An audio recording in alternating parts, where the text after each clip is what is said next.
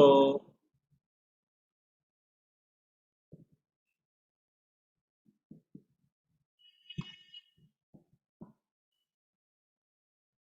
Host disabled participants can see नहीं।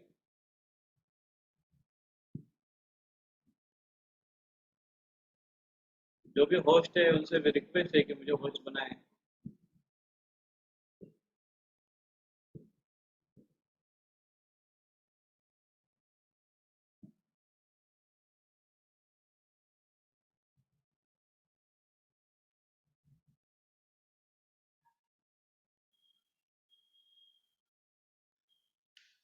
ठीक है, तो हम बिना स्क्रीन शेयरिंग ऐसे ही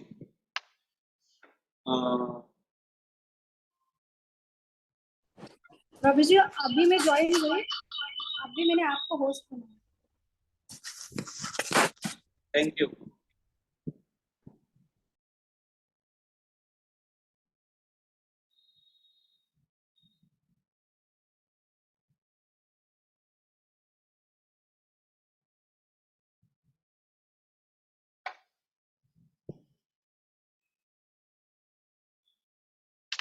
हम पिछली बार यहाँ पर रुके हुए थे और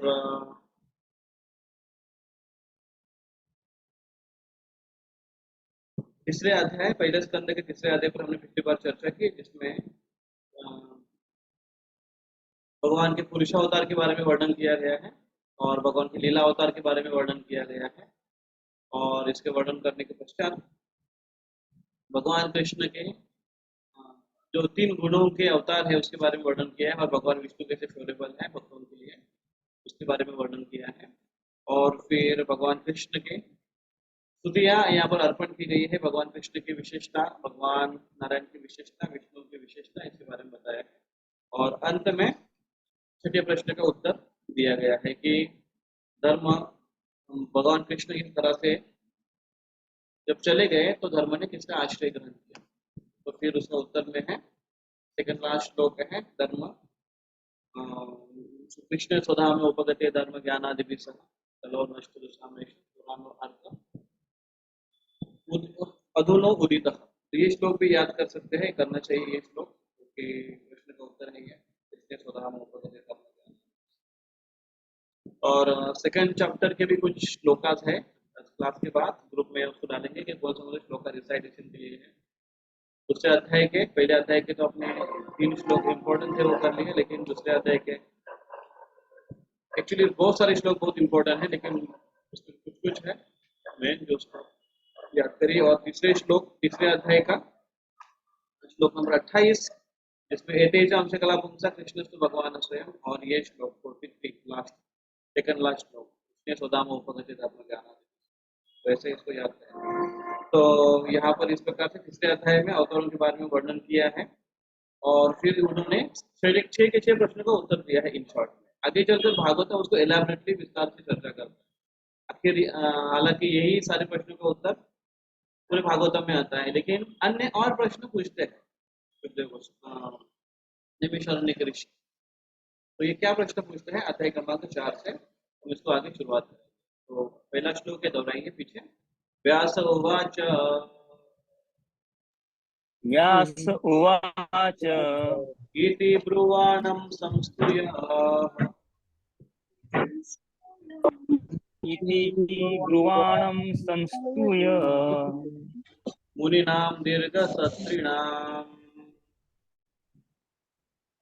मुनीनां दीर्घसत्रिणाम्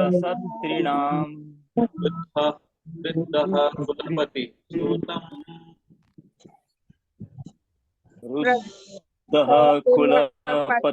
सूतं बहूवृचः शौनको अब्रवीत्।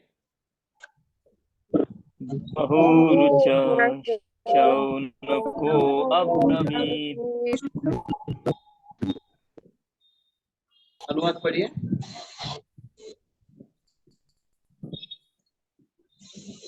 सूत गोस्वामी को इस प्रकार बोलते देखकर दीर्घकालीन यज्ञोत्सव में लगे हुए समस्त ऋषियों में विद्वान तथा वयोवृद्ध अग्रणी शौनक मुनि ने सूत गोस्वामी को निम्न प्रकार से संबोधित करते हुए बधाई दी। तो अभी देखिए यहाँ पर व्यास उवाच, व्यासदेव ने कहा, व्यासदेव ने क्या कहा, इति ब्रुवाणम संस्तुय मुनि नाम दीर्घ सत्रिणाम।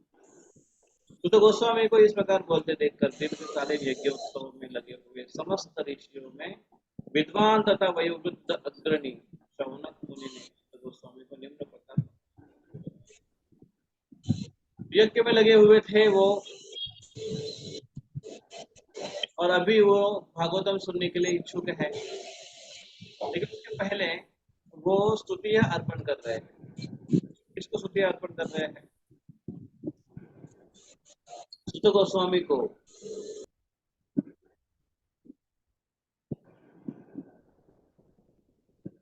वयोवृद्ध अग्रणी शौनक मुनि ने सुत गोस्वामी को निम्न प्रकार संबोधित करते हुए बताया।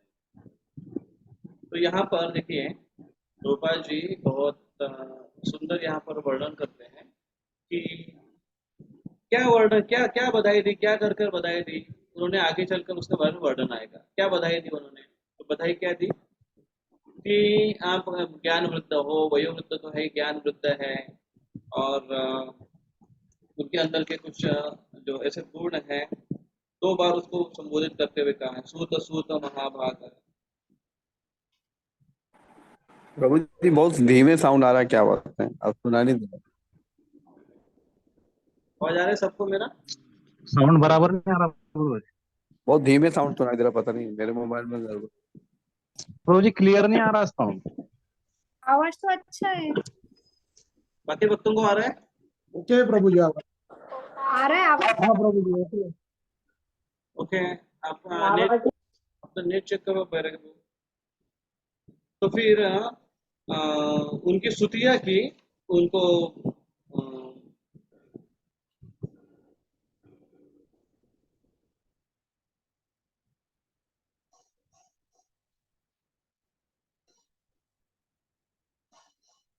शौनक ऋषि उनके गुणों को बताते हुए कहते हैं वो वृद्ध है, कुलपति है, और बर्हवच है, इस प्रकार से उनकी स्तुति करते हैं।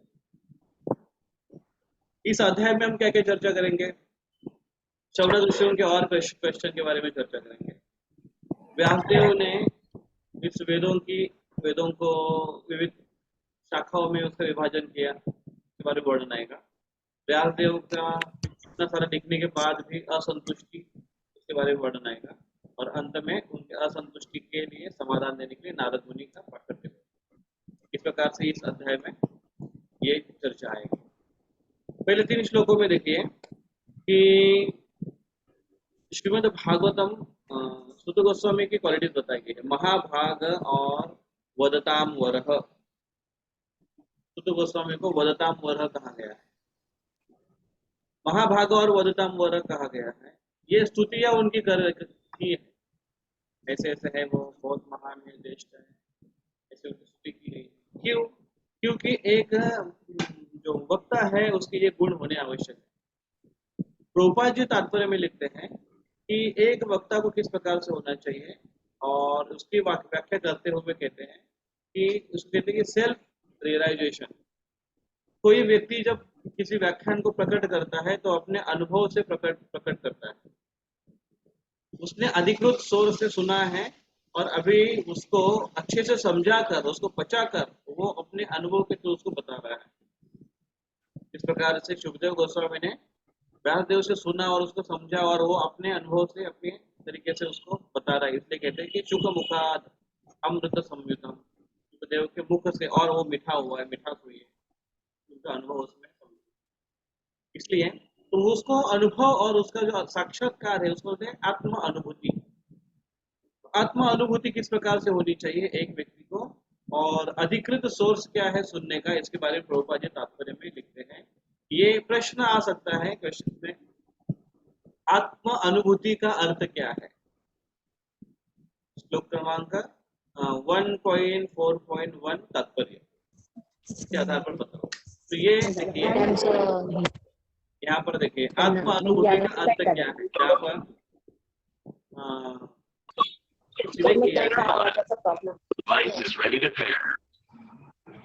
इसको कोई पढ़िए जिसको हाईलाइट किया है।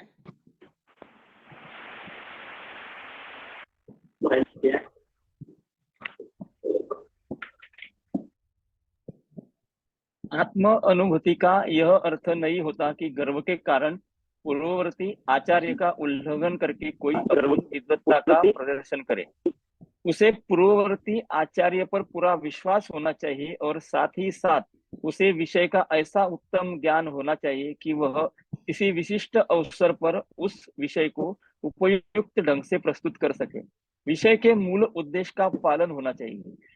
खींचतान कर उसका कोई दुर्बोध अर्थ नहीं निकालना चाहिए, अपितु श्रोताओं को समझाने के लिए उसे रोचक ढंग से प्रस्तुत करना चाहिए।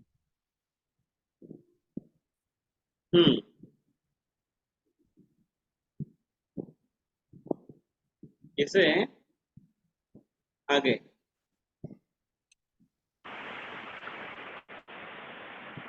इसे आत्मसात करना कहा जाता है। और एक लाइन बची है, सभा के इसे अगुवा आत्मसात करना।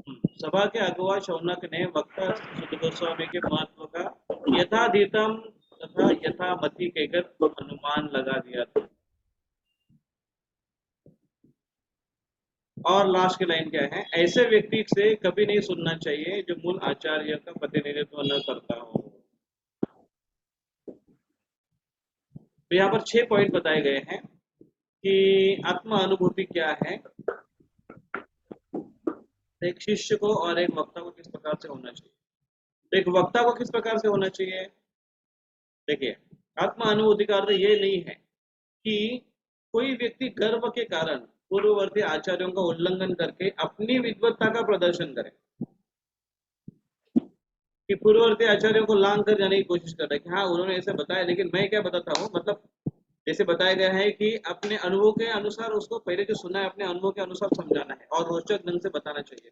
लेकिन रोचक ढंग से बताने के लिए अगर कोई कोशिश करता है और वो अगर व्यक्ति जहां से सुना है वो मेन उसका उनको लांग कर अपनी ही विद्वत्ता वहां पर लोगों को दिखाने के लिए कुछ इस भावना से अगर वो प्रकट कर रहा है कि देखो मैं कितना श्रेष्ठ हूँ और मेरी विद्वत्ता देखो क्या है। प्रभुपाद जी इसको हमेशा इस पॉइंट को क्लियर बताते हैं कि मेरी एक ही केवल योग्यता है और वो मेरी योग्यता है कि मैंने जो पूर्ववर्ती आचार्यों ने कहा है वो एज इट इज मैं यहाँ पर प्रेजेंट कर रहा हूँ। ये प्रभुपाद जी की विशेषता है। प्रभुपाद जी की तो ये बहुत बड़ा गुण है शिष्य का कि वो अपने गुरु के ने बताया है उसी के अनुसार ही उसके मार्ग पर वो चलते रहे। और अगले लाइन में बताते हैं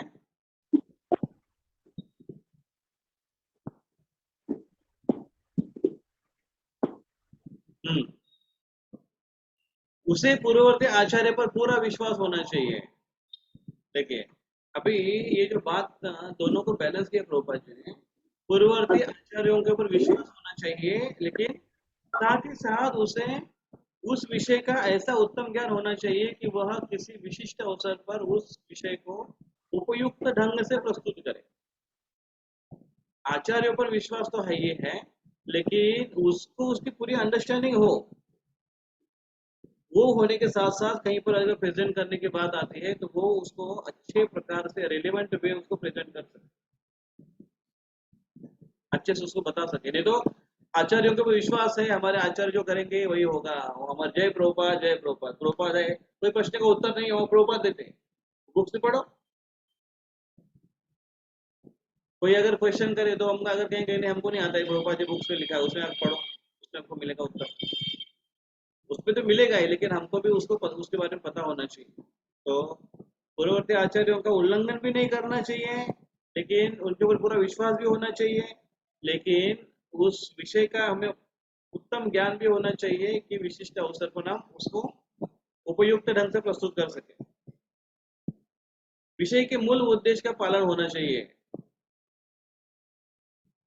ये महत्वपूर्ण है। विषय का मूल उद्देश्य का पालन होना चाहिए, खींचतान कर उसका कोई दुर्बोध अर्थ नहीं निकालना चाहिए, अपितु श्रोताओं को समझाने के लिए रोचक ढंग से प्रस्तुत करना चाहिए।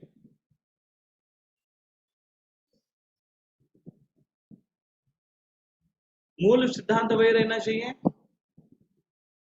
और दुर्बोध अर्थ नहीं निकालना चाहिए।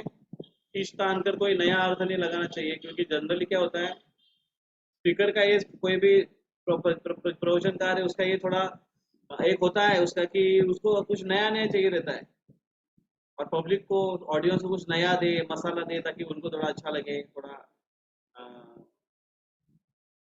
रोचक बने वो, ऐसे वो सोचता है। ठीक है, इसमें कोई प्रॉब्लम नहीं है, नया मसाला देने में कोई प्रॉब्लम नहीं है, लेकिन मूल सिद्धांत तो वही होना चाहिए, उसमें कोई चेंजेस नहीं होना चाहिए, या फिर खींच तार कर तोड़ मोड़ को कुछ अलग अर्थ नहीं निकालना चाहिए, अलग अर्थ है उसका, सिद्धांत मोह मेन वही होना चाहिए, इस प्रकार से प्रस्तुत करना चाहिए। और उसको पूर्ववर्ती आचार्य है ना, वो पूर्ववर्ती आचार्य के प्रति वो उसको नम्र होना चाहिए, वो नम्र और प्रामाणिक होना चाहिए। तो यहाँ पर सुध गोस्वामी नम्र और प्रामाणिक है, ऐसे कैसे पता चलता है, क्योंकि शौनक ऋषि ने इसके पहले के जो श्लोक आए उसमें उनको क्या बोला था, वो नहीं, जब सुध गोस्वामी ने बोलना जब प्रारंभ किया पहले ही, तो सबसे पहले क्या बोला उन्होंने, यथाधीतम यथामति। मैं अभी कुछ प्रकट करने जा रहा हूँ, आपके प्रश्न बड़े अच्छे हैं, मैं प्रकट करने जा रहा हूँ, लेकिन मैं कैसे प्रकट करूंगा, यथाधीतम यथामति, मेरी जिस प्रकार की बुद्धि है, जिस प्रकार से मैंने अनुभव किया है, मैं समझा हूँ, उतनी योग्यता के अनुसार मैं यहाँ पर बोलने जा रहा हूँ। तो इससे जो ऑडियंस है, शौनक शौनक आदि ऋषि है, वो बड़े संतुष्ट हो गए और उनकी बुरी बुरी प्रशंसा करने लगे। तो इस प्रकार से देखिए, अतएव परम प्रसन्न होकर वे उन्हें बधाई देने लगे।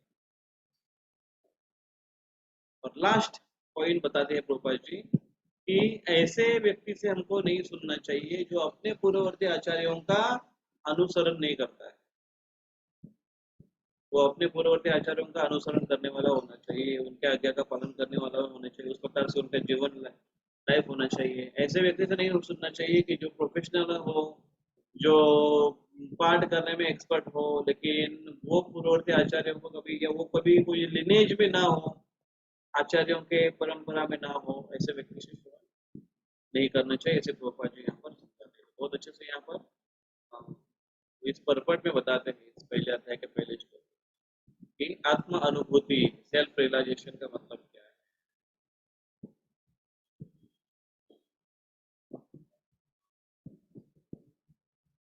दूसरा श्लोक इसको दोहराते हैं, श्लोक नंबर 2। शौनक उवाच शौनक उवाच सूत सूत महाभाग सूत महाभाग वदनो वदतां वर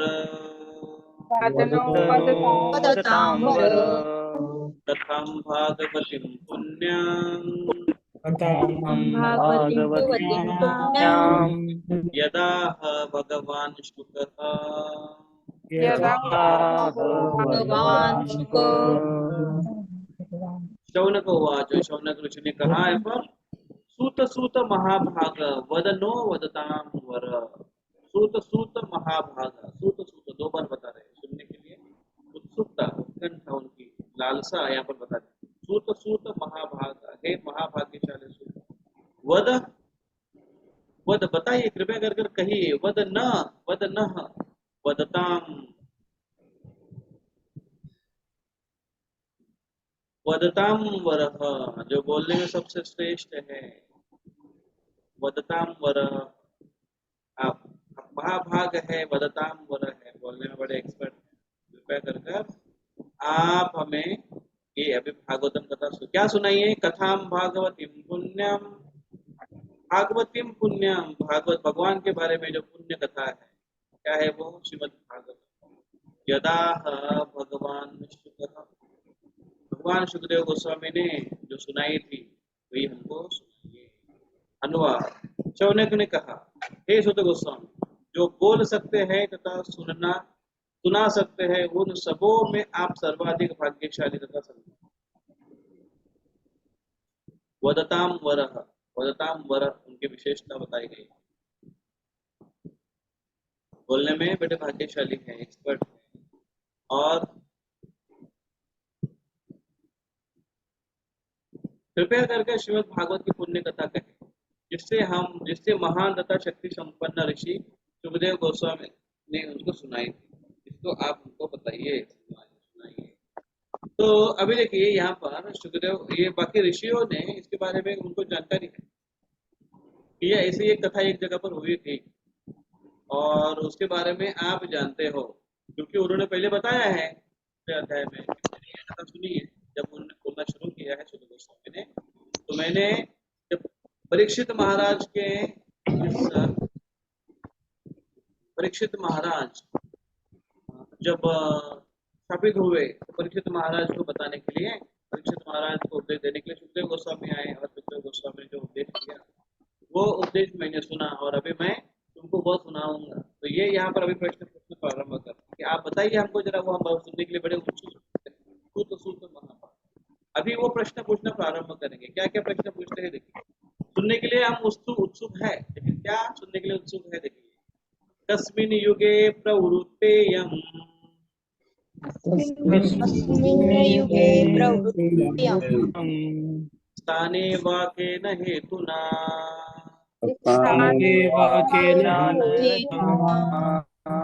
कुतः संचोदितः कृष्णः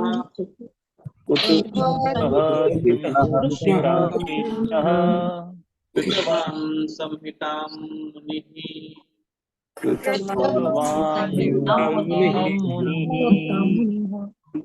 कस्मिन् युगे, कौन से युग में, प्रवृत्ता प्रारंभ किया, स्थाने वा केन, कौन से स्थान पर, केन हेतुना, किस कारण, कुतः संचोदितः, कहाँ से उनको संचोदितः प्रेरणा मिली है, कृष्ण कृतवान संहितां मुनिः। कृष्ण कौन, द्वैपायन व्यास थे। कृतवान संहितां मुनिः, उनको जो वैदिक साहित्य है संहिता, ये उन्होंने संकलन किया। कहाँ पर उन्होंने संकलन किया, कब किया, ये इतने सारे प्रश्न पूछ रहे थे। तो यह कथा, ये भागवतम क्या क्या, कौन सा, ये भागवतम क्या है ये, सर्वप्रथम किस युग में तथा किस स्थान में प्रारंभ हुई और किस कारण इसे प्रारंभ किया गया। महामुनि कृष्ण द्वैपायन व्यास से इस साहित्य ग्रंथ को संकलित करने की प्रेरणा कहाँ से प्राप्त की।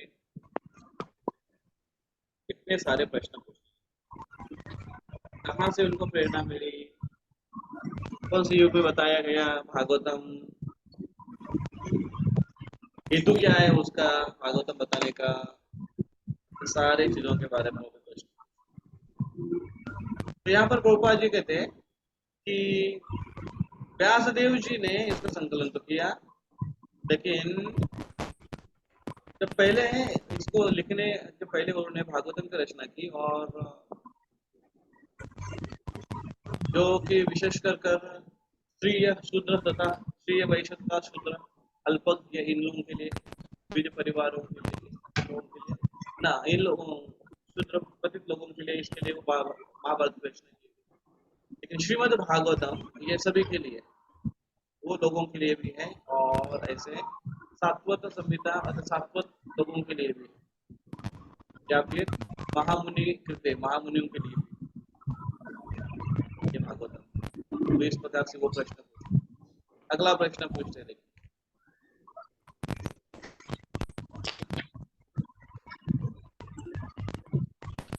तस्य पुत्र महायोगी तस्य पुत्रो महायोगी समदृङ्निर्विकल्पकः निर्विकल्पकः एकान्तं मतिर्निद्रो निद्रो गूढो मूढ इवेयते।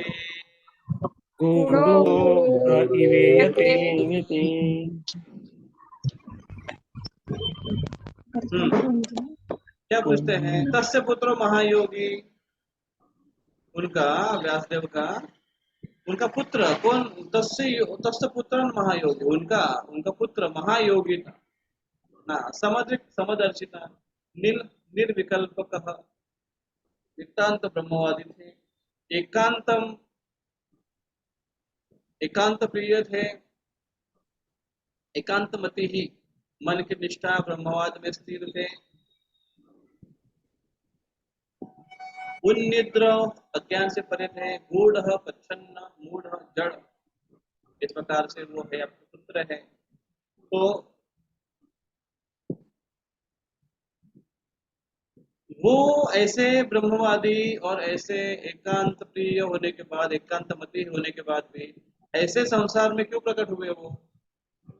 मोस्टली क्या होता है कि ये ऐसे ज्ञान जिन्होंने बताया वो बड़े व्यक्ति हैं, या जिनका इस समाज से या जिस भौतिक चीजों से कोई लेना देना नहीं है, लेकिन उन्होंने बताया तो वो ऐसे लोगों के साथ क्यों आए जहाँ पर ये कथा चल रही थी। उनका व्यासदेव का पुत्र परम भक्त समदर्शी ब्रह्मवादी था, जिनका मन सदैव ब्रह्मवाद के में केंद्र रहता था। वह सांसारिक कार्यों में से परे था, लेकिन प्रकट न होने के कारण अज्ञानी जैसा लगता था। अज्ञानी जैसा क्यों लगता था? क्योंकि अपने ज्ञान को कभी वो प्रकट नहीं करना चाहते थे, वो उसमें लीन इतने थे कि उनको कोई भी व्यक्ति उनके साथ किस प्रकार से व्यवहार कर रहा है उसके बारे में वो सोचते नहीं थे, वो उसके बारे में सोचते नहीं थे।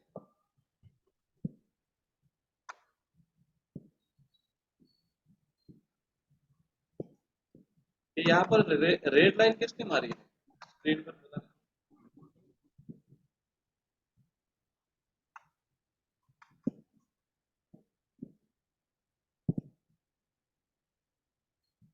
तो अज्ञानी जैसा लगता था।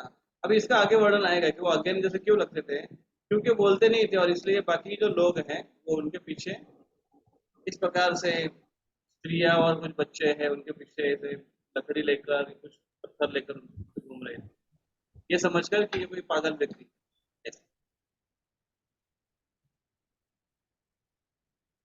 आगे का श्लोक।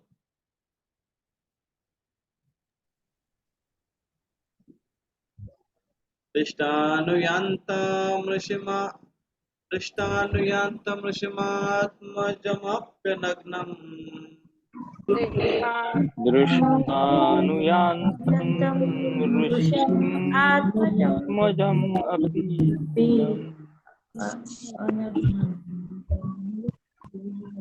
अरे प्रभु देव्यो हि या परिददुर्न सुतस्य चित्रम् देव्यो धिया अर्जुनं स्वस्तित्रम् तद्वीक्ष्य पृच्छति मुनौ जगदुस्तवास्ति मुनो जगदुस्वास्ति श्रीपुं विधान न तु सुतस्य विविक्तदृष्टेः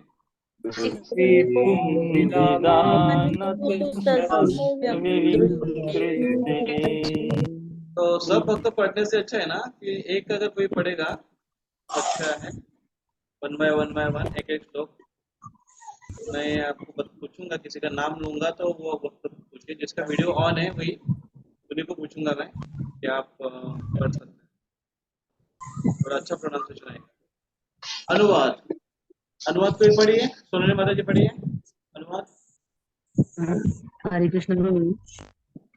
जब श्री व्यासदेव अपने पुत्र के पीछे पीछे जा रहे थे तो नग्न स्नान करती सुंदर तरुणियों ने वस्त्रों से अपने शरीर ढक लिए। यद्यपि व्यासदेव स्वयं नग्न न थे, लेकिन जब उनका पुत्र वहीं से गुजरा था तब उन्होंने वैसा नहीं किया था। मुनि ने इसके बारे में पूछा तो तरुणियों ने उत्तर दिया कि उनका पुत्र पवित्र है, और जब वह उनकी ओर देख रहा था तो उसने स्त्री तथा पुरुष में कोई भेद नहीं माना। लेकिन मुनि तो भेद मान रहे थे। हरे कृष्ण। लेकिन मुनि तो भेद मान रहे थे। कौन मुनि है यहाँ पर? व्यासदेव। व्यासदेव मुनि है और उन्होंने भेद माना, लेकिन ये इसलिए वो ऐसा प्रश्न पूछ रहे हैं कि जो बताने वाले भागवतम वो इधर आए कैसे? पहली बात तो क्योंकि वो है कैसे? ब्रह्म में लीन है।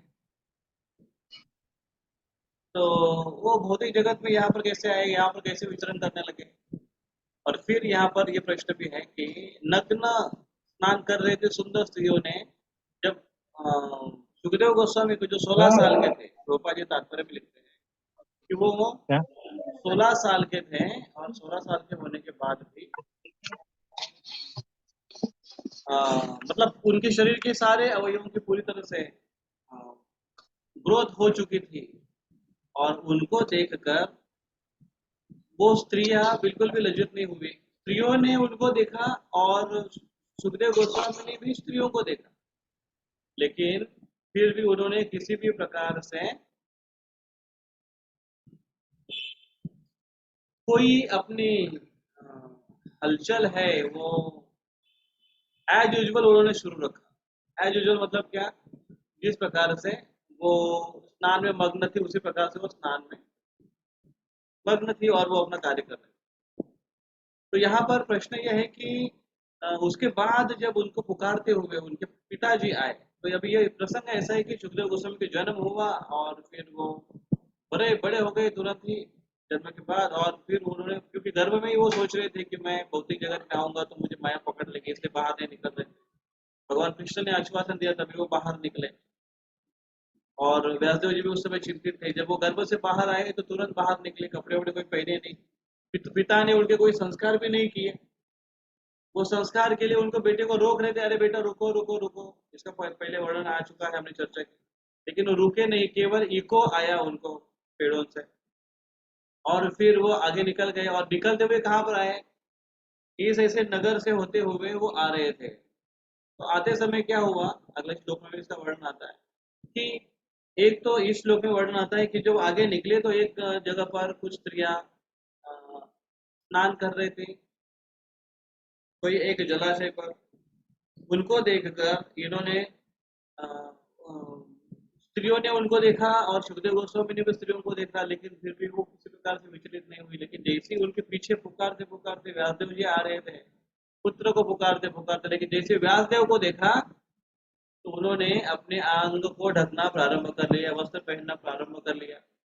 ये बात व्यासदेव जी ने देखा और व्यासदेव जी ने जाकर उन स्त्रियों को पूछा कि ऐसे कैसे है, ये मेरा पुत्र जो कि अभी इतना युवा है, यंग है, आपकी उम्र का, हम उम्र का है, मैं तो आपके पिता की उम्र का हूँ, बूढ़ा हूँ, लेकिन मुझे देखकर आप लोग अपने आप को ढकने की कोशिश कर रहे हैं और उसको देखकर आपने ऐसा क्यों नहीं किया।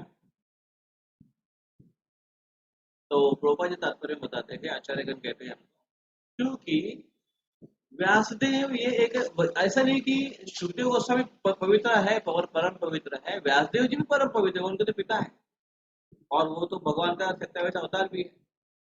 लेकिन क्योंकि व्यासदेव एक गृहस्थी है और सुखदेव गोस्वामी ये जैसे ही जन्म लिया तभी से एक वैरागी अवस्था से वहां से गुजर रहे। तो क्योंकि एक गृहस्थी है, उनको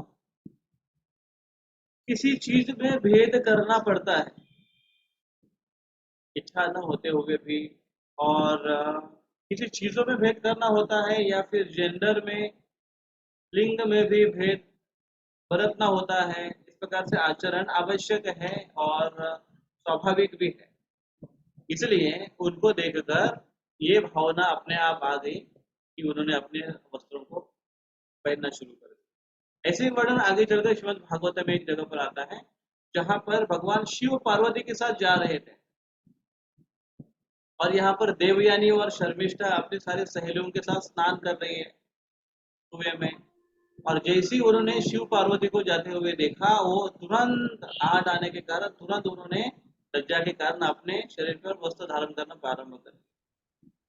आगे की अलग कथा होती है, लेकिन कहना यहाँ पर यह है कि शिव जी ये तो महादेव है, देवों के देव महादेव है, लेकिन फिर भी अपने पत्नी के साथ वहां से जा रहे हैं, एक गृहस्थी है, भले ही भगवान है। तुरंत उन्होंने अपने आप को ढक लिया। यहाँ पर वर्णन आता है। तीसरा एक जगह वर्णन आता है कि जहां पर नारद मुनि जा रहे थे स्वर्ग से, और वहां पर दो नल कुंवर और मणिग्रीव के पुत्र जो मत्त होकर अब स्नान कर रहे थे, मत्त होकर स्नान कर रहे थे और इंटॉक्सिकेशन, दारू पिया था उन्होंने, शराब का आश्रय लिया था और वहां से जा रहे थे और एक्चुअली वहां वहां पर आ रहे थे, वो उसी रास्ते से वहां पर आ रहे थे। तो स्त्रियों ने अपने आप को कवर करना प्रारंभ कर दिया। देखिए यहाँ पर अभी आगे चलकर जो जो सभा का जो मुखिया है, जो विशेष व्यक्ति है, वो घोषित किए जाने वाले हैं। तो ये है सुखदेव गोस्वामी। तो आगे का सीन ऐसे आता है कि सुखदेव गोस्वामी जैसे ही प्रवेश करते हैं ये सभा में, जहाँ पर परीक्षित महाराज बैठे हुए हैं और अन्य ऋषियों से प्रश्न कर रहे हैं, और उसी समय सुखदेव गोस्वामी की एंट्री हो जाती है। सुखदेव गोस्वामी जैसे ही एंट्री करते हैं वैसे ही सारे ऋषि मुनि वहां से जो बैठे हुए थे वो उठ खड़े हो जाते हैं। यहाँ तक कि उनके पिता थे, व्यासदेव जी भी थे, व्यासदेव जी के गुरु नारद मुनि भी वहां पर थे, अन्य बहुत सारे बड़े चढ़े भक्ति में ऋषि मुनि थे, लेकिन सब के सब उठकर खड़े हो गए आदर करने के लिए। किसका? शुद्धदेव गोस्वामी। ये शुद्धदेव गोस्वामी की और विशेषता यहाँ पर बताई गई।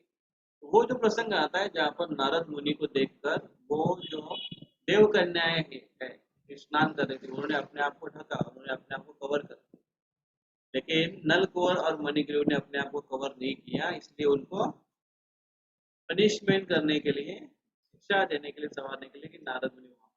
तो यहाँ पर सुखदेव गोस्वामी की विशेषता यहाँ पर बताई गई है कि इनोसेंटनेस उनका यहाँ पर बताया गया है। तो जो पहला जो हमने क्वेश्चन लिया था कि आचार्यगण कहते हैं कि क्योंकि ये गृहस्थी है इसलिए उनको भेद बरतना आवश्यक है, लेकिन फिर क्वेश्चन ये आता है कि वो नारद मुनि कहाँ गृहस्थी है? नारद मुनि भी तो वैरागी है और वो विचरण करते हैं, सब जगह प्रचार करते करते, तो उनको देखकर फिर वो उन्होंने क्यों क्यों शर्म की? नारद मुनि वहाँ उस प्रसंग उस स्थान पर आ रहे थे, ना कि वहां से जा रहे थे। वास्तविक जा भी रहे थे लेकिन वहां पर आए वो बाद में, और नल कुंवर और मणिग्रीव को दोनों को उन्होंने शापित कर दिया। तो तो इस प्रकार से वो कहते हैं कि ऐसा ऐसा क्यों हुआ, उनके बारे में हमको विस्तार से बताइए। वो सुखदेव गोस्वामी जो इतने पवित्र है, परम पवित्र है, उनके बारे में थोड़ा हमको बताइए, कैसे वो विचरण करते हैं। देखिए आगे के श्लोक में बताते हैं कैसे विचरण कर रहे हैं वो इस प्रकार से विचरण कर रहे हैं।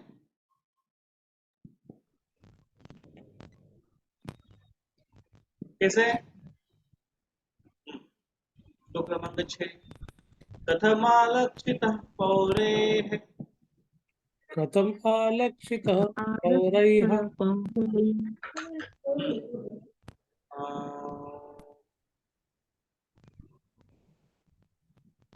ज्यादा रखो। ओके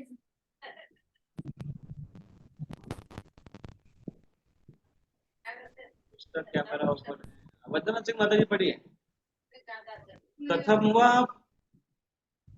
नहीं, ये नहीं श्लोक। हाँ, कथमालक्षितः पौरेः कथमलक्षितः पौरे सम्प्राप्तः कुरुजाङ्गनान् सम्प्राप्तः कुरुजाङ्गनान् उन्मत्तमूकजडवान् उन्मुक्तः मूकः जडवत् विचरन् गजसाम्भये विचरणः गजसाहये। गज सांवये। गज सांवये किसे कहते? गज मतलब हाथी, सांवये वो उसका स्थान है, वो हस्तिनापुर, उसको गज सांवये कहा गया है। और हस्तिनापुर में ऐसे कहा जाता है कि पहले बहुत हाथी थे। रूपा जी तात्पर्य में एक जगह पर लिखते हैं उस क्षेत्र में बहुत सारे हाथी थे इसलिए उसका नाम हुआ हस्तिनापुर।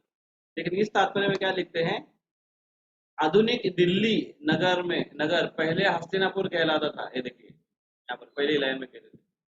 क्यों? क्योंकि पहले पहल हस्ती राजा थे, उन्होंने इसकी स्थापना की, हस्ती नाम के राजा थे। ये भी एक याद रखिए, ये भी क्वेश्चन मार्क में आएगा। तो कुरु तथा जंगल प्रदेश में पागल गूंगे तथा मूढ़ की भांति घूमने के बाद जब वे व्यासपुत्र श्री सुखदेव गोस्वामी हस्तिनापुर अब दिल्ली नगर में प्रविष्ट हुए तो वहां के नागरिकों ने उन्हें कैसे पहचाना, ये सब प्रश्न पूछ रहे हैं। शौनकादि ऋषि यहाँ पर प्रश्न पूछ रहे हैं, कैसे पहचाना उनको उन्होंने।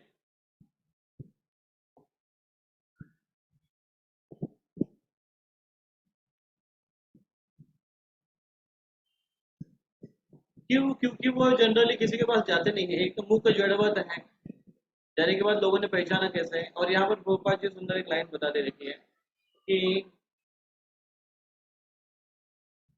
एक भक्त को किसी के घर में या एक वैरागी को किसी के घर में किस लिए जाना चाहिए, जाकर क्या करता है वो, या उसका क्या लाभ ले सकते हैं हम, इसके बारे में बताया। देखिए, मनुष्य को चाहिए कि साधु या मुनि के पास दर्शन के लिए नहीं, हाँ अपितु सुनने के लिए जाए। यदि वह साधु के यदि वह साधु के वचनों को सुनने के लिए तैयार न हो तो जाने से कोई लाभ नहीं। तो कोई व्यक्ति जनरली हम यहाँ पर देखते हैं कि लोगों को दर्शन की बहुत पड़ी होती है, महाराज दर्शन चाहिए।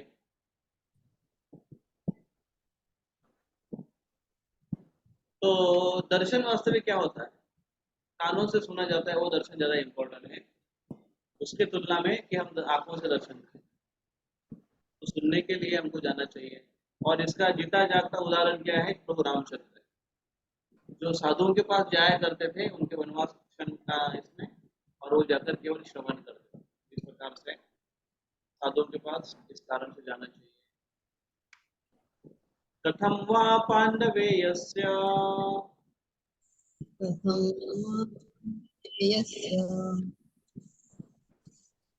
राजर्षिर्मुनिना सह राजर्षिर्मुनिना सह संवादः समभूतात्ता संवादः समभूत्स्ताता यत्रैषा सात्वती श्रुतिः। यत्रैषा सात्वती श्रुतिः। राजा परीक्षित की इस महामुनि से कैसे भेंट हुई जिसके फलस्वरूप वेदों के इस महान दिव्य सार भागवत का वाचन संभव हो चुका। वो अभी निकले हैं और कहाँ पर आए हैं, सरस्वती नदी के किनारे आए हैं। उनके उनकी मुलाकात हुई कैसे, क्या ऐसा था कि क्योंकि ये उनको स्केड्यूल फिक्स था क्या? सुखदेव गोस्वामी वहां से परीक्षित महाराज को ऐसे ऐसे शाप मिला है और नदी के किनारे बैठे और बाकी सारे ऋषि मुनि चिंता में बैठे, अभी क्या करना चाहिए। और इमीडिएटली किसी ने फोन लगाया, सुखदेव गोस्वामी आप कहाँ पर है? सुखदेव गोस्वामी ने कहा कि मैं अभी तक गर्भ में हूँ। तो बोले अब इमीडिएटली बाहर निकलो और वहां पर रुको, तुरंत यहाँ पर आ जाओ क्योंकि यहाँ पर कथा करनी है, भागवत कथा की आपको सुपारी मिली है। ऐसा कोई कम्युनिकेशन था, ऐसा कोई वार्तालाप था, ऐसा कोई चर्चा थी? नो, ऐसी कोई चर्चा नहीं थी। तो फिर कैसे आ गए वो आ गए कैसे? वो भगवत कृपा से, वो संजोग से जो भगवान ने उसको अरेंजमेंट करके दी थी, इसके अनुसार वो वहां पर प्रकट हुए। तो इसलिए उनका क्वेश्चन ये है कि ये ऐसे साधु यहाँ वहां जाते नहीं, कुछ ऐसा प्रिपेयर रहता नहीं, वो आए कैसे वहां पर आए कैसे वो कथा करने के लिए, इसके बारे में वो प्रश्न पूछ रहे हैं। तो हमको उसको डिटेल इसके बारे में सुनना है क्योंकि यहाँ पर आए मतलब कुछ विशेष ही कारण होगा।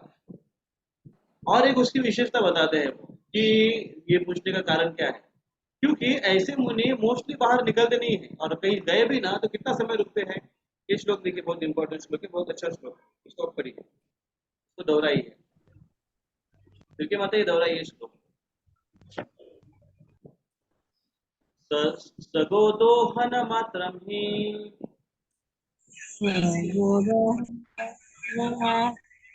खिड़की माता ये दोहराइए, पढ़िए, क्या कर रही हो?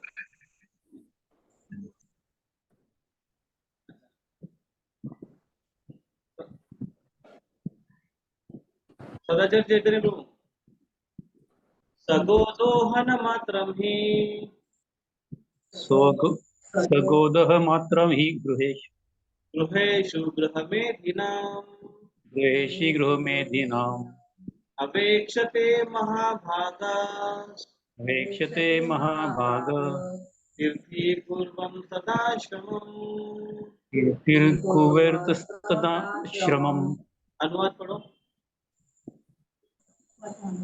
वे सुखदेव गोस्वामी किसी गृहस्थ के द्वार पर उतनी ही देर रुकते जितने समय में गाय दुही जा सकती है। वे उस घर को पवित्र करने के लिए ही ऐसा करते थे। क्यों जाते हैं वो? अभी एक तो है क्यों पूछ रहे वो, क्योंकि ऐसे सन्यासी, ऐसे बैरागी कभी बाहर जाएंगे नहीं। जाएंगे भी तो कितना समय? गोदोहन तक। गोदोहन मतलब गाय का दूध निकालने का समय। कितना समय लगता है गाय का दूध निकालने के लिए? कम समय लगता है। उतना समय तो वहां पर रुकेंगे। इसका वर्णन ये भी आता है कहीं कहीं जगह पर कि कोई साधु है और अगर किसी के पास जाते हैं, उधर गाय धो रहे हैं तो उधर वो जाकर खड़े रहेंगे। और वो जो कोई जो जो गृहस्थी है, जो गाय को दोहन कर रहा है, दूध निकाल रहा है, वो दूध निकालते समय देखेगा कि अरे कोई खड़ा है तो उसको निकाल कर दूध दे देगा, बोले ये लो दूध। पहले ऐसे देने की एक प्रथा थी।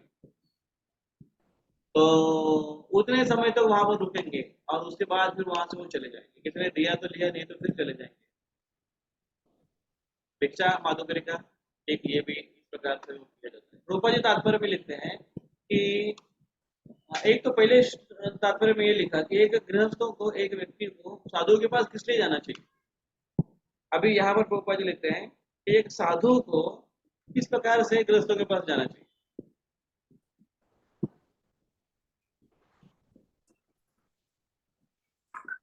ये देखिए यहाँ पर इसको पढ़िए।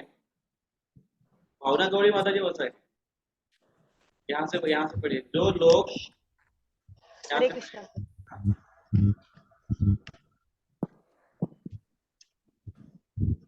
जो कृष्ण प्रभु, जो लोग संन्यास आश्रम में है, यहाँ से ही ना प्रभु जी, जो लोग संन्यास आश्रम में है और भगवान के संदेश का उपदेश देने के लिए प्रतिबद्ध है, उनके कार्यों से उन्हें यह सीखना चाहिए कि दिव्य ज्ञान प्रदान करने के अतिरिक्त गृहस्थों से उनका कोई सरोकार नहीं है। गृहस्थ से भिक्षा मांगने का उद्देश्य उसके घर को पवित्र करना होना चाहिए। जिस मनुष्य ने संन्यास ग्रहण कर लिया है, उनको चाहिए कि वह गृहस्थ की सांसारिक संपन्नता से आकर्षित होकर सांसारिक मनुष्य का गुलाम न बन जाए। जो मनुष्य संन्यास आश्रम ग्रहण कर चुका है, इसके लिए ऐसा करना विषपान तथा आत्महत्या से भी अधिक घातक है। तो ऐसा सन्यासी, ऐसा साधु किसी के घर पर क्यों जाना चाहिए? तो उनके घर को पवित्र करने के लिए जाना चाहिए। और किसी साधु के पास क्यों जाना चाहिए? केवल दर्शन नहीं, लेकिन कानों से दर्शन करने के लिए, श्रवण करने के लिए जाना चाहिए। तो दोनों चीजों के ध्यान में रखना आवश्यक। या फिर कभी कभी कुछ भक्तगण, केवल अभी साधु की बात नहीं है, जो भी भक्तगण है, आपने सुना है कभी दो भक्त एक जगह एक दूसरे को गले मिलते हैं, इसको भी आपने सुना होगा। क्या बोलते हैं? अरे साधु कहाँ थे आप, कहाँ हैं, कैसे हैं? साधु कर बुलाते हैं। आपने सुना है कभी साधु? तो जो भक्त है, भले ही वो ग्रस्त है, तो वो भी अगर इस नियमों का पालन कर रहे हैं, साधुत्व का पालन कर रहे हैं, तो वो भी साधु ही है। लेकिन वो भी दूसरों के घर जाता है। क्यों जाता है? एक गृहस्थ भक्त दूसरों के घर क्यों जाता है? भगवत गीता प्रचार के लिए, ग्रंथ वितरण के लिए, बुक डिस्ट्रीब्यूशन के लिए, और जन्माष्टमी डोनेशन कलेक्शन के लिए। और किस लिए जाता है?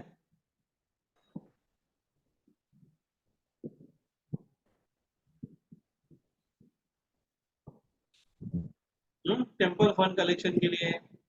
और किस लिए जाता है? फॉलोअप लेने के लिए। भक्त वृक्ष कार्यक्रम में अभी तक नहीं आ रहा है, पिछले 5 हफ्ते से वो दांडी है उसकी घर पर जाता है मिलने के लिए। क्या हो गया है कि नहीं? और किस कारण जाते हैं जरा बताओ तो।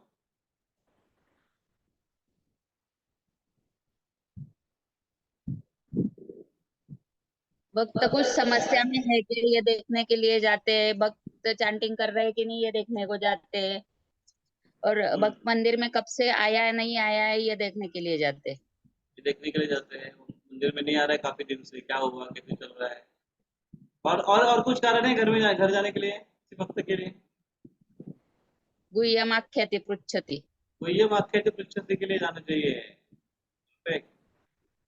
गुह्यमाख्याति पृच्छति, भुङ्क्ते भोजयते चैव, और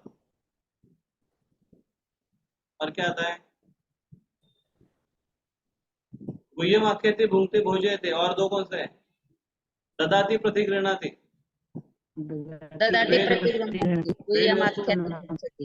भेंट वस्तु देने के लिए जाते हैं, भेंट वस्तु लेने के लिए जाते हैं, किसी भक्त के घर में जाते हैं, कैसे आए? बस ऐसे आए आपको मिलने के लिए, आपको मिलकर हमको बड़ा अच्छा लगता है, भक्तों का एसोसिएशन मिलता है। इसलिए भक्तगण भक्तों से मिलने के लिए कुछ कारण ढूंढते हैं, कुछ वजह ढूंढते हैं, कुछ सेवा, कुछ काम ढूंढते हैं कि चलो भक्तों के साथ संबंध हो।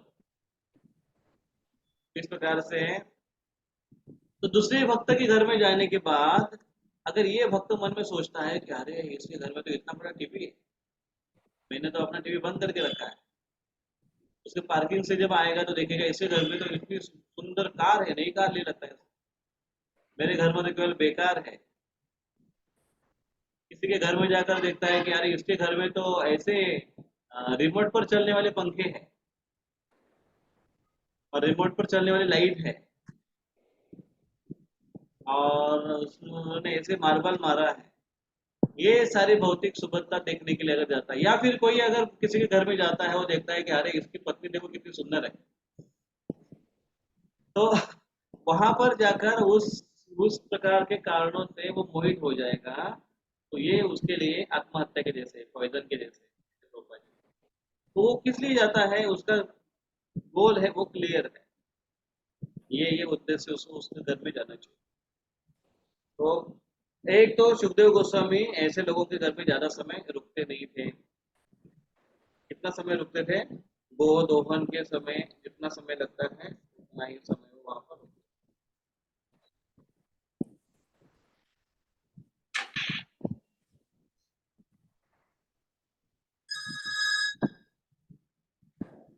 आगे श्लोक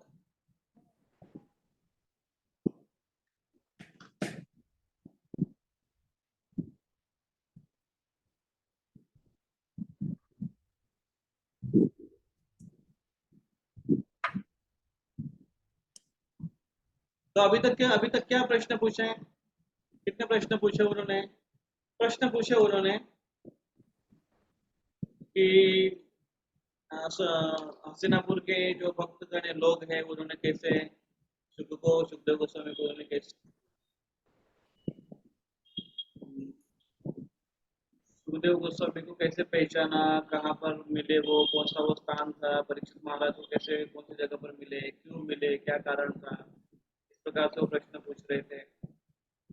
व्यास देव जो इनके संकलन करता है, इनको कहाँ से प्रेरणा मिली इस भागवतम लिखने के लिए, क्यों उन्होंने भागवतम को लिखा, इसके बारे में उन्होंने प्रश्न पूछे।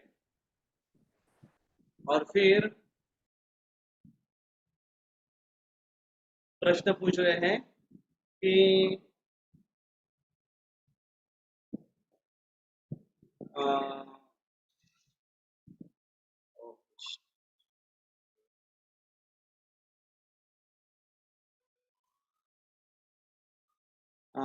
एक मिनट रुकिए, यहाँ पर लाइट गई है।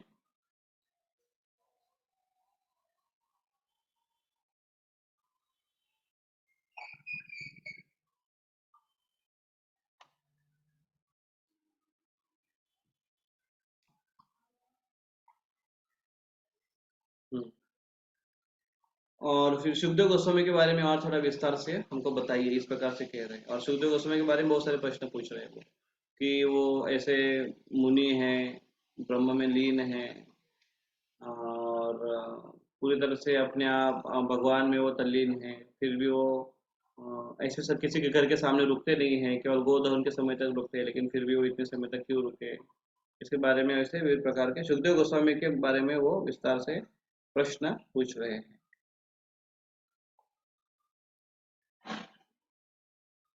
अभी वो अगला प्रश्न पूछ रहे हैं अगले 2 शब्दों में कि परीक्षित महाराज को के बारे में हमको बताइए कि परीक्षित महाराज को वो मिलने के लिए आए थे, वो परीक्षित महाराज के बारे में हमको बताइए कि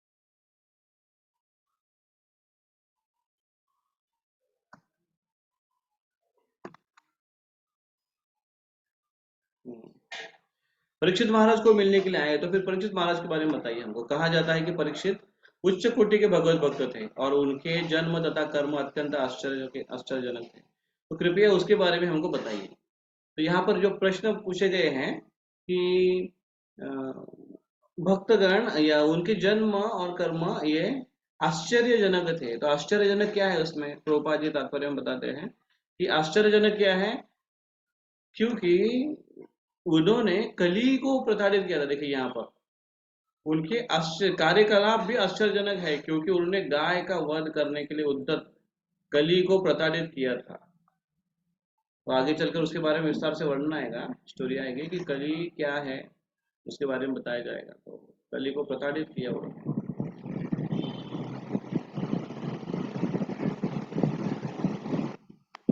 कली को प्रताड़ित करना इतना आसान नहीं है। हम सबको कली संतप्त करता है, परेशान करता है, लेकिन कली को प्रताड़ित किया हुआ। प्रभुपाद जी आगे चलकर सुंदर व्याख्या करते हैं। गाय का वध करने का अर्थ है, ये बहुत पावरफुल लाइन है प्रभुपाद जी की। देखिए, गाय का वध करने का अर्थ है मानव सभ्यता का विनाश।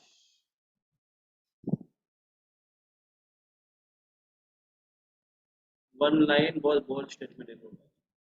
गाय का वध करने का अर्थ है मानव सभ्यता का विनाश, क्योंकि गाय का वध, गाय ये मनुष्य की, गाय ये धरनी का एक स्वरूप है। आगे चलकर वो धरती का रूप लेकर, गाय का रूप लेकर आती है, और बैल धर्म का रूप लेकर आती है। गाय ये बहुत ही पवित्र केवल प्राणी नहीं है, जीव है, और वो संस्कृति की रक्षा का एक सूचक है, एक ऐसा प्राणी।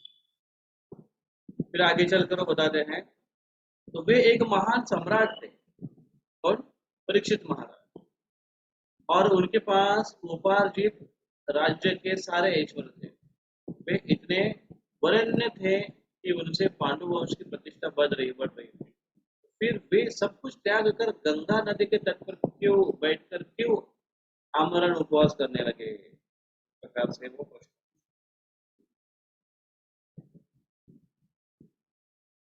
क्यों ऐसा करने लगे, इतना उपवास उन्होंने क्यों किया?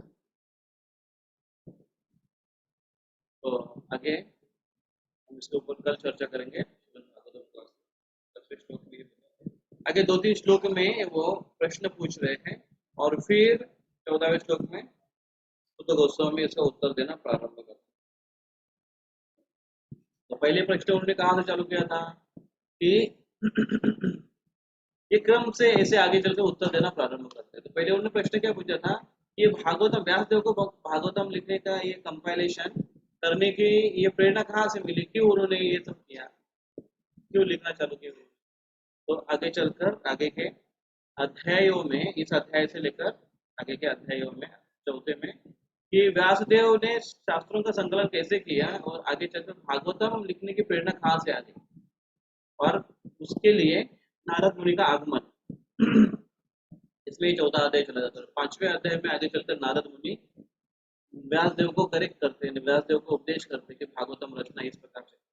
तो ये आगे की श्रृंखला आती है। और ये जो प्रश्न उन्होंने पूछे आगे चलकर कि सुखदेव गोस्वामी कहाँ से आ गए, फिर वहां पर ऐसे थे, तो सुखदेव गोस्वामी कहाँ से आए उसके बारे में वर्णन करते हैं, कैसे जन्म हुआ, वहां से तक कैसे आए, क्या किए, और फिर परीक्षित महाराज के बारे में आगे चलकर आगे के अध्याय रुकते हैं। किसी कोई प्रश्न?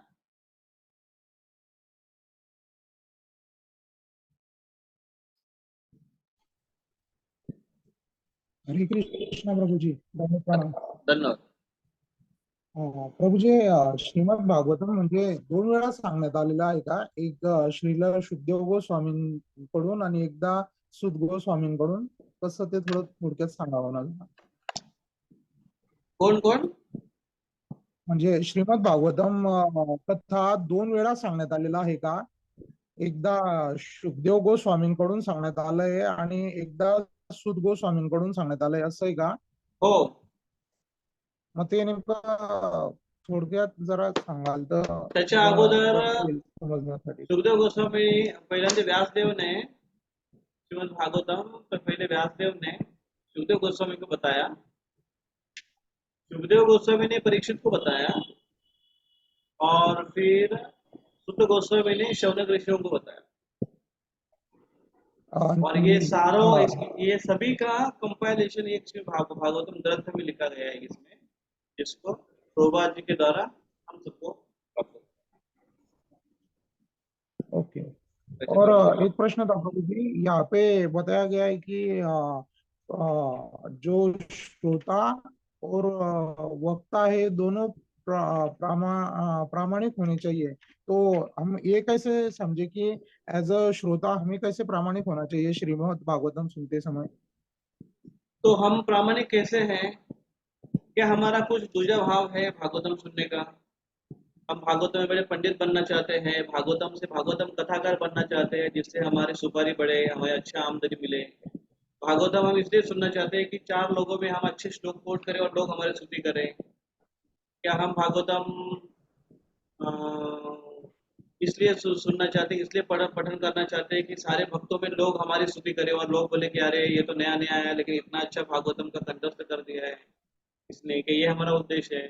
ये सब अगर उद्देश्य नहीं है तो हम प्रामाणिक हैं। हमारे प्रामाणिक ये सब भावना रखना मतलब ये प्रामाणिकता नहीं, अप्रामाणिक। प्रामाणिक मतलब क्या? हम भागवतम श्रवण करना चाहते हैं अपने आप को शुद्ध करने के लिए और भगवान की महिमा का श्रवण करना चाहते हैं, तो गुणगान करना चाहते हैं। तो भगवान को संतुष्ट करने के लिए, भगवान को ग्लोरीफाई करने के लिए भागवतम को श्रवण करना है, उसमें हमारा आनंद है। तो ये सही भावना है, ये प्रामाणिकता है। इस प्रकार से हम चेक कर सकते हैं अपने। ओके प्रभु, थैंक यू प्रभु जी। हरे कृष्ण। हरे कृष्ण। और कोई प्रश्न है किसी का?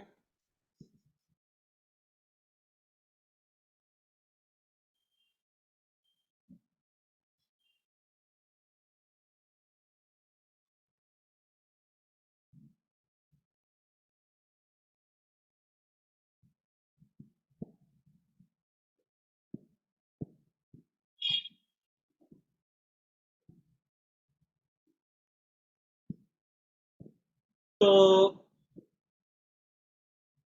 होमवर्क के लिए क्वेश्चंस, यही क्वेश्चंस है। आत्मा अनुभूति का अर्थ प्रभुपाद जी बताते हैं क्या आत्मा अनुभूति का? Self personal realization, what is mean by personal realization Prabhupada ji के अनुसार। इसको लिखना है ये क्वेश्चन 100 शब्दों में। और श्लोका है याद करने के लिए, कंठस्थ करने के लिए श्लोका है अभी तक के लिए अध्याय क्रमांक 3 तक। पहले अध्याय के लिए आपने लिए थे श्लोका, लेकिन कुछ ही भक्तों ने उसका रिकॉर्डिंग करके भेजा है, बाकी सारे भक्तों रिकॉर्डिंग करके भेजो। यहाँ पर जितनी सारी चर्चा करें, अगर आज आप अगर खुद होकर इसका अच्छे से अध्ययन करेंगे तो आपको इसका आनंद आएगा। तो श्लोक संख्या दूसरे अध्याय का 6वां श्लोक 1.2.6, 1.2.11 दूसरे अध्याय का 11वां श्लोक और 1.2.13 13वां श्लोक दूसरे अध्याय का। ये 3 श्लोक दूसरे अध्याय के लिए है। 6वां श्लोक है सवय पुंसा परधर्म, 11वां श्लोक है वदंति तत्त्वविदस् और 13वां श्लोक है अथ पुंभिर विजय श्रेष्ठ। तीसरे अध्याय का है 1.3.28, तीसरे अध्याय का 28वां श्लोक एते चांश कला पुंसः कृष्णस्तु भगवान।